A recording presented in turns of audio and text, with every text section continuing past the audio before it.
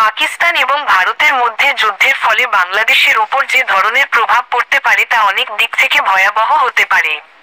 এখানে কিছু মূল পয়েন্ট তুলে ধরা হল। সমস্যা: যুদ্ধের সময় সীমান্তবর্তী অঞ্চলে শরণার্থীদের ঢল পড়তে পারে। যেমন ভারতের পূর্বের রাজ্যগুলো বা পাকিস্তানের সাথে সংলগ্ন অঞ্চলের মানুষগুলো আমাদের দেশে আশ্রয় নিতে আসতে পারে। এই শরণার্থীদের জন্য খাদ্য, পানি এবং বাসস্থানের সংকট সৃষ্টি হতে পারে।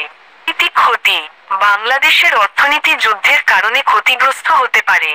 দুই প্রতিবেশী দেশের যদি যুদ্ধ শুরু হয়, তাহলে আন্তর্জাতিক বাজারে তেলের দাম বৃদ্ধি পেতে পারে, যা আমাদের আমদানির উপর প্রভাব ফেলবে।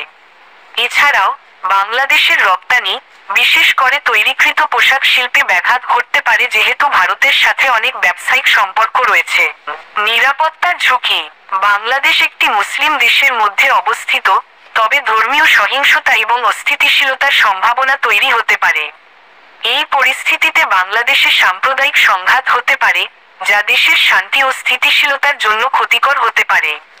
রাজনৈতিক অস্থিরতা: দেশের অভ্যন্তরে রাজনৈতিক অস্থিরতা সৃষ্টি হতে পারে।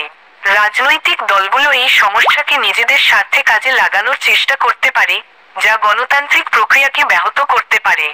পরিবেশগত প্রভাব: যুদ্ধের সময় উদ্ভূত ধ্বংসাত্মক পরিস্থিতি পরিবেশের উপর খারাপ প্রভাব ফেলতে পারে।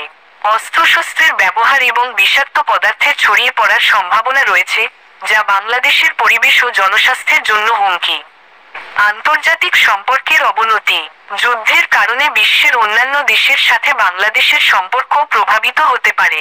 বিশেষ করে নিজেদের অভ্যন্তরীণ ও প্রতিবেশী সমস্যার কারণে আন্তর্জাতিক সহায়তা প্রাপ্তি দুর্বল হতে পারে। সামাজিক ও মনস্তাত্ত্বিক প্রভাব: যুদ্ধের ফলে দেশের মানুষের মধ্যে ভীতি, উদ্বেগ ও মনস্তাত্ত্বিক সমস্যা সৃষ্টি হতে পারে। সাধারণ মানুষের জীবনযাত্রা এবং মানসিক স্বাস্থ্যের উপর এর দীর্ঘমেয়াদী প্রভাব পড়তে পারে।